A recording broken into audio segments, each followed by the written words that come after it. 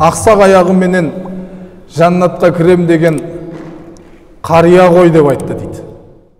Арасында айтатын көрінеді әйеліне: әй, абай болшы, анау құрғыр, не деген сөздер мынау деп. Не деген сөздер мынау? Мен енді ұйқым қатты адам, енді өзің білесің, кешірші мені деп. Мен қатты ұйқыға кетіп қалғанда істеп жатыр ғой мынау, кім істесе де. Ислам дінін де, мұсылманды да қандай көркем екенін сіз бен біз көрсетпесе, кім көрсетеді?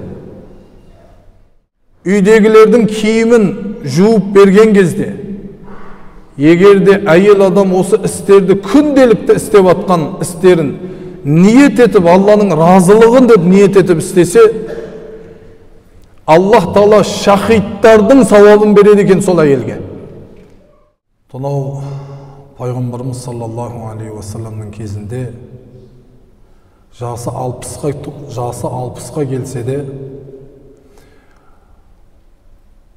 ақылға салып, иманға келейін-ау демей жүрген Амр деген кісінің оқиғасын естуіміз бар шығар. Амр ибн Джумух, яғни Джумухтың ұлы Амр деген кісі. Жас шамасы 60-қа толса да, 60 дегеніміз бір өмірді көрген деген сөз. Қазақта 40-қа дейін топырақта деген сөз бар. Топыраққа жазылады, 40-тан кейін тасқа жазылады деп. 40-тың өзін Аллах Тағала бекерге таңдаған жоқ. Ақыл жасы ғой. 40-қа келіп тоқтатпаған, 40-қа келіп ақылды болмаған, онда ол қиын деп айтқандай, 60-қа келсе де ақ пен қараны ақылына салып ажыратудың орнына кәдімгідей бұрынғылардың жолына салып, надандыққа салып, ерегесумен, жанжалдасумен иманға келуден бас тартып жүрген кісі екен. Амр ибн Джумух деген кісі. Надандықта өмір сүріп жүрсе де, бірақ бойында жақсы сипаттар да болған екен. Мысалы жомарттық, мысалы өзіне бір адамдарды қаратып, соларды алып жүретін лидерлік, басшылық қабілеттер де бар екен. Енді білеміз, пайғамбарымыз саллаллаху алейхи уассаламның кезеңінде әрбір үйде бір пұт болатын. Немесе алтыннан, немесе күмістен, немесе ағаштан, немесе тастан жасалған, өздерінің шама-шарқы жететіндей деңгейдегі бір қымбатты нәрсеменен өздеріне құдай жасап алған болатын. Амр деген кісінің де құдайы қымбат ағаштан жасалған Мәнат деген атты құдайы болған үйінде. Соған сыйынады, тұрып алып соған жалбарынады. Күнделікті хошиспенен тазалап, жуып, күнделікті назарын бұрады. Амрдың 3 баласы болады. Мааз, Мауз, Халлат деген. Біз Муаз ибн Джабал деген сахабаны естуіміз бар, я? Сол Муаз ибн Джабалдың достары бұлар. Амрдың балдары құрдастары болып табылады, сол Муаз ибн Джабалдың. Мәдина қаласына ардақты елші, сүйікті пайғамбарымыз саллаллаху алейхи уассалам ең кереметті қариды, тілі шешен, дінді керемет жеткізе алатын қариды жіберген болатын. Ел халықты мұсылмандылыққа шақыра бер деп сол жақтан. Аты кім? Барекелла. Мус'аб ибн Умайр деген. Бұл Мус'аб ибн Умайр деген сахаба шамасы жеткенше дінді жеткізумен болған екен.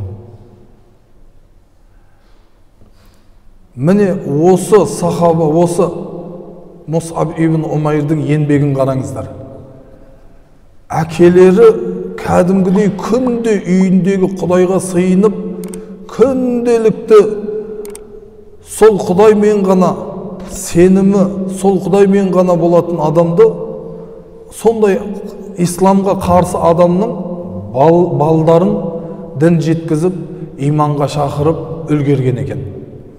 Яғни Әмірдің өзі мұсылман болмастан бұрын 3 баласы не болады? Ислам дінін қабылдайды, мұсылман болады.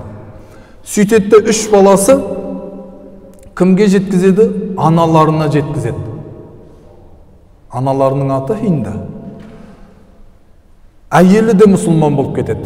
Бірақ әлі хабары жоқ. Әмірдің хабары жоқ. Арасында айтатын көрінеді әйеліне. Абай болшы, анау құрғыр, ана жақта бір Мус'аб деген бір адасқан шыққан екен, балдарымыз соған еріп кетпесін деп айтып тапсырып қояды екен. Әйелі иә деп ақылды әйел болған ғой, қараңызшы. Бір уақытын күтіп жүргенде, бір ыңғайлы бір уақыты келсе жайлап жеткізетін деген сияқты. Бірақ өзінің жоғарыда айтқанымыздай сәл басшылықта болған, басшылықты жүргізе алатын кісі болғандықтан анау-мынауның сөзін көп тыңдамайтын кісі екендігін білген, қанша жыл жары оның ашуланатынын білген әйелі айтпай жасырып жүреді. Бірақ жүрегінде тыныштық болмайды. Осылай бірден аяқ асты өлім келіп қалып, мынау кәпір кетіп қалса, бізге қиын болар-ау деп, ақыр шыдай алмай, бір күні тағы тапсырып атқан кезде балдарымызды абайлаңыздар. Абайлап жүр, мына балдар анау пәленшеге еріп кетпесін деп жүргенде, әйелі жанын, бұлай айтқанда, мынау басын тігіп, жанын тігіп, қатерге салып, күйеуіне Әмірге айтады дейді. Негізі балдарың сол Мус'аб деген кісіге барып жүр екен дейді. Шошып кетеді. Не деп тұрсың? Саған абайлап жүр деп айттым ғой деп ұрсып. Сонда әйелі айтады дейді. Отағасы қалай болады? Балдарымыздың бір сөзін тыңдап көрейікші. Олар не үйреніп келген екен? Салыстырайықшы деп. Балдарын шақырады дейді. Үйде үлкен бір жиын, өзекті мәселе, ашумен қабақтары түйілген, не болып жүр деген сияқты қылып жайлап, саясатыменен балдардың алдына не болып жүр деп. Аналарың бірдеңе айтып отыр ғой деп. Балдары жайлап сосын бастаған, әкешім, осындай, біздер иманға келіп жатырмыз. Әлемдердің Раббысы жалғыз жаратушы, ол Алла ғана деп айтып жатырмыз. Соны ғана үйретіп жүр бізге. Десе, сендер Мус'абтан не үйрендіңдер деп айтады дейді. Сонда баласы Фатиха сүресін оқып берген екен. Күнделікті біз оқып жүрген Фатиха сүремізді қараңыз. Алхамдулиллахи раббил аламин. Мадақтар болсын. Бүкіл мадақ, мақтау. әлемдердің Раббысы болған Аллаға ғана тән. Ар-Рахманир-Рахим. Ол өте рахымды, мейірімді. Малики яумиддин. Ол қиямет күннің иесі, патшасы. Ияка нa'буду ва ияка настаин. Саған ғана құлшылық етеміз. Өзіңнен ғана жәрдем сұраймыз. Ихдинас сиратал мустақим. Біздерді тура жолыңа сала көр. Сиратал лазина ан'амта алейхим. Нығметіңе бөленген құлдарыңның жолына. Гайрил мағдуби алейхим. Ашуланған құлдарыңның жолы емес. Валаддаллин. Және адасқан құлдардың қатарында емес деп оқыған еді. Амр ана жерде қатып қалды дейді. Не деген сөздер мынау деп. Не деген сөздер мынау? Ойландыр жіберген ананы. Басқа да бар ма деп айтады. Басқа да бар дейді. Дәл осындай сөздер ме дейді. Бұдан да әдемірақ. Осындай сөздер міне. Бұдан да әдемірақ сөздері де бар деп Құран аятын сипаттайды. Сонда Амр ибн Жамух деген кісі 60-қа келген кісі ғой енді. Сәл ақылға салып, иманға келейін, келмейін деп ойланып тұрғанда бір кезде тоқтаңдар, мен Құдайым менен ақылдасайын деп айтады дейді. Ана үйіндегі ағаштан жасап алған Манат деген өзінің сыйынып жүрген Құдайым менен мен ақылдаспай ештеңені шешпеймін дейді. Бұрындары бір әйелді немесе өз әйелін мысалы арасына қойып, артына анау енді бір адамның үлкендігінде болса керек, артына қойып, анау өзінің қажеттіліктерін айтып, өзінің мұңын шақса, мына жақтан ана әйелді сөйлетіп қояды екен өзі. Осылайша мен Құдай мені естіді деп қабылдап, өзінің көңілін басып, сөйтіп мәз болып кетеді екен. Енді бұл жерде әйелін қоян десе, әйелі мұсылман болды. Басқа әйел жоқ, сен ештеңені қойма да өзің Құдайдан сұра дейді балдары. Көр, ақылдасам дейсің, ақылдас көр.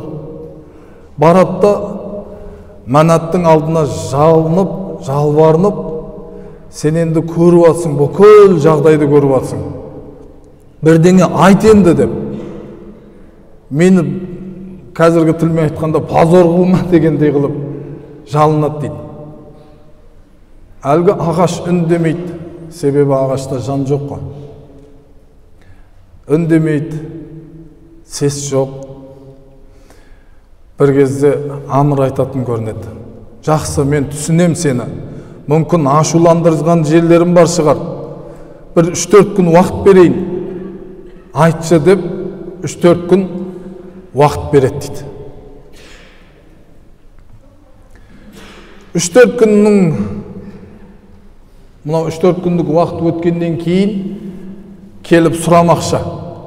Бірақ балдары Муаз ибн Жабал деген сахабаның ақылдасуымен, ақылымен, кеңесімен балдары бір 3-4 күнді де күтпейді да, бір апта мысалы уақыт берген уақытты күтпейді. Балдары не істейді? Балдары алады да түнде ұйықтап атқан кезде әкелері Муаз ибн Жабал менен ана ағаштан жасап алған өзіне Құдайын не істейді? Апарады да далаға қоқысқа тастап жібереді. Қоқысқа тастайды. Таңертең тұрып сыйынып, ал бірдеңе айтасың ба деп барса, ешкім жоқ, ештеңе жоқ. Шошып кетеді. Айқай салады. Балдарын жинап, Құдайым қайда деп айқайлап жүр дейді жаңағы. Құдайым қайда? Сендер басына бір бәле келтірген жоқсыңдар ма? Оңбағандар, анау мынау тағы басқа іздеп қараса көшеде қоқыстың арасында жатыр. Құшақтап алып, ойбой, сені бұл күнге салған оңбағанды мен қолыма түссе, оның басын жабам ғой деп тұрып кәдімгідей ақталып, үйге апарып хош иіспенен жуып, тазалап, тағы орнына қояды дейді. Ертесінде түнде тағы ұйықтап қалғаннан кейін балдардың дәл түндегіндей ақылдасып кеңесіп не істейді? Көтеріп алады да апарады, тағы қоқысқа тастайды. Тағы тұрғанда шошып кетеді, жүгіріп барып қоқыстан іздейді, табады. Оңбағандарды кешірім сұраймын, оңбағандарды мен ұстасам өлтірем, үйтем деп ақталып, алып келіп, тағы жуып тазалап орнына қояды. Үшіншіде анау құдайына айтатын көрінеді, жаңағы ағаштан салып алған құдайына. Мен енді ұйқым қатты адам, енді өзің білесің, кешірші мені деп. Мен қатты ұйқыға кетіп қалғанда істеп жатыр ғой, мынау кім істесе де. Мынау қылыш. Мен енді шамам жеткенше күтем, қарайым. Ұйқыға кетіп қалып жатсам, мынау қылыш, өзің бірдеңе қылыш деп айтады дейді жаңағы. Іліп қояды дейді мойнына. Сөйтіп оны балдар алады да Муаз ибн Жабалмен апарады да тіпті анау адамдар дәрет сындыратын жерге, сондай лас жерге апарып тастайды. Іздеп келіп тапса, адамдардың дәрет сындыратын жерінде лас, Құдай деп сыйынып жүрген нәрсесі бүйтіп шығарайын деп ойланып қалады да бір кезде. Құдай бар, сен Құдай емессің деп айтады дейді. Құдай болсаң өзіңді қорғамайсың ба деп ұрсады дейді жаңағы. Өзіңді қорғамайсың ба? Қылышты да бердің ғой қолыңа деп ұрсып тұр дейді жаңағы. Балдарына келеді дейді, үндемейді, үн жоқ. Әке ғой енді қайтсе де ана бір несін жауап берді. Балдар айтады дейді, әкешім, иманға келіңші деп айтады дейді. Алла жалғыз, Алладан басқа Құдай жоқ деген сөзге тоқтайық та дейді. Сонда Амр ибн Жумух не айтуым керек деп айтады. Айт, әкешім, айтыңызшы. Ла илаха иллаллах Мухаммадур Расулуллах. Алладан басқа Құдай жоқ, Мұхаммед Аллах Тааланың елшісі. Сондай адамға айналады пайғамбарымыз саллаллаху алейхи уассалам. Амр ибн Жумухты сипаттаған кезде ақсақ аяғыменен жаннатқа кірем деген қария ғой деп айтты дейді.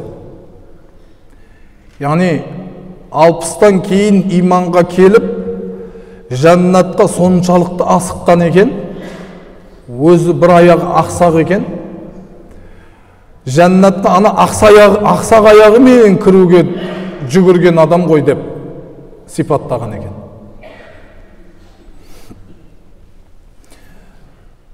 Енді сізбен біздің күйімізге қарасақ, құрметті ағайындар, біздер Аллаға сансыз шүкір, біреуіміз сұрап, біреуіміз сұрамай иманға келдік.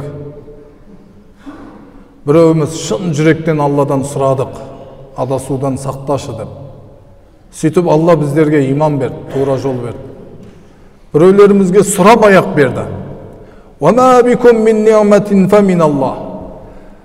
Қандай да бір нығмет болмасын, сендердің қолдарыңызда, өмірлеріңізде, бастарыңызда барлығы Алладан келді дейді. Енді сіз бен біз осы сөзді, осы иманды қаншалықты деңгейге түсіріп жатқанымызды бір қарасақ.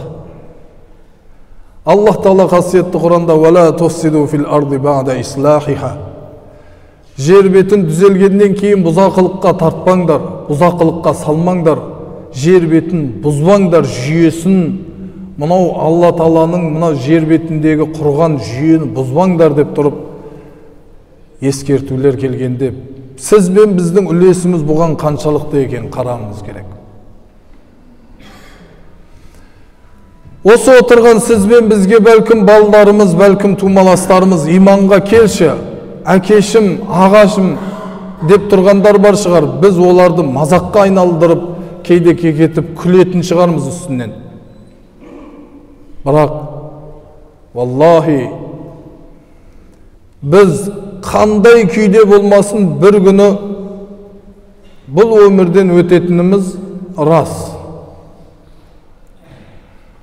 Күнәда белшемізден батып атқан болсақ та, бірақ иман менен кеткеніміз ең хайырлы болатындығы бұл анық. Сондықтан құрметті жамағат, имандарымызға бекем болайық. Иман нығметі Алланың ең үлкен нығметтерінің бірі.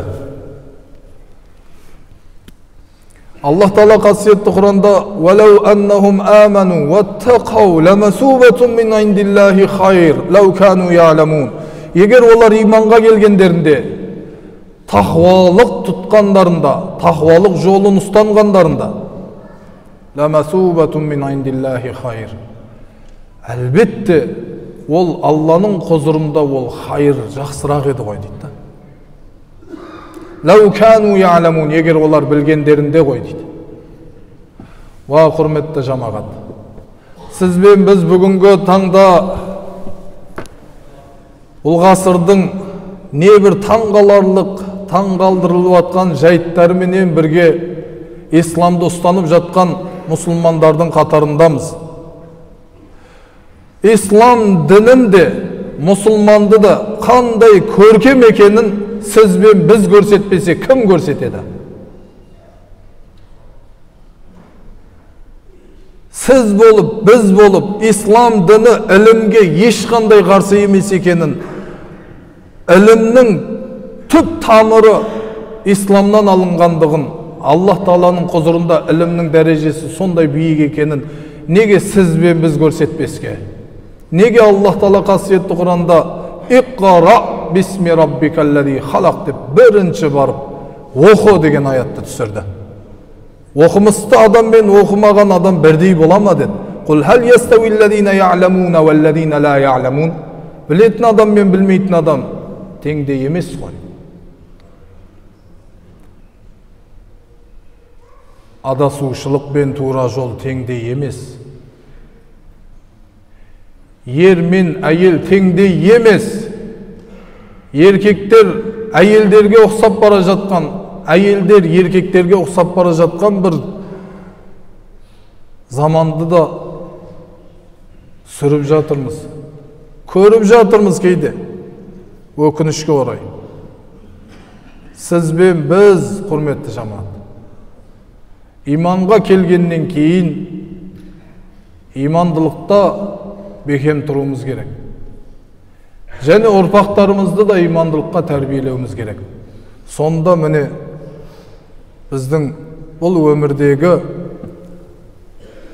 Алланың құзырында белгілеген міндетімізді атқарған боламыз. Аллах Тағала байлықтан қайтармайды. Аллах Тағала бай мұсылманды жақсырақ көреді. Жұмыс жасап, байлыққа жету керек мұсылман адам. Зекет беретін, садақа беретін мұсылман қайыршы мұсылманнан жоғары тұрады. Бірақ мақсат байлықтағы Алланың разылығын табу болса, міне әрбір адымдарымызға сауаптар жазылады екен. Әйелдеріміз үйде жұмыс жасамаса да, енді жұмыс жасап күйеулеріне разылығын тауып бір ыңғайлы жерде шариғатқа қайшы емес бір екеуі бірлесе отырып тауып ешқандай шариғат қайшы емес. Шариғатқа қайшы емес. Бірақ кейбір әйелдер қапа болуы мүмкін, мен үйде отырмын, жұмыс жасамаймын деп.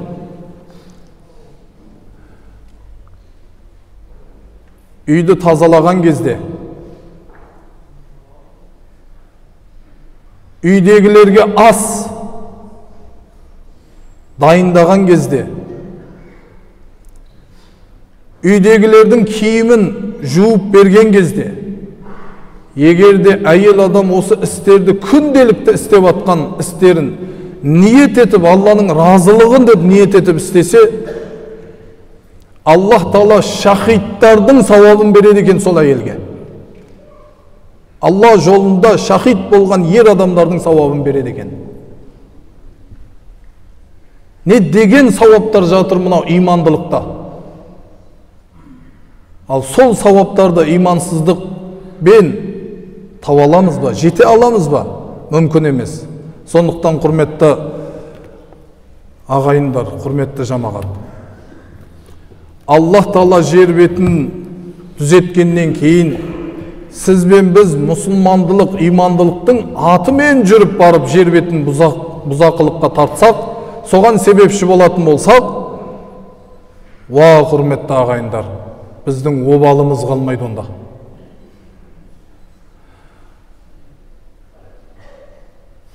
Қазіргі жастарымызды қарасақ, өкінішке орай кейбір істерді, қылықтарды істейді, бұлардың ағалары, інілері, бір тыятын әкелері бар ма дейтіндей қалатын. Бұларды бір қарайтын бір адам бар ма дейтіндей бір істерді істейді. Иманнан жұрдай айыратын істерді істейді. Сіз болайық, біз болайық, құрметті ағайындар. Алланың бұл иман нығметіне шүкір еткен, мынау жер бетіндегі татулық, мына нығметтерді, мына Аллах Тағаланың керемет жүйесін, жер бетіндегі сүйіспеншілікті сіз болайық, біз болайық орындатайық.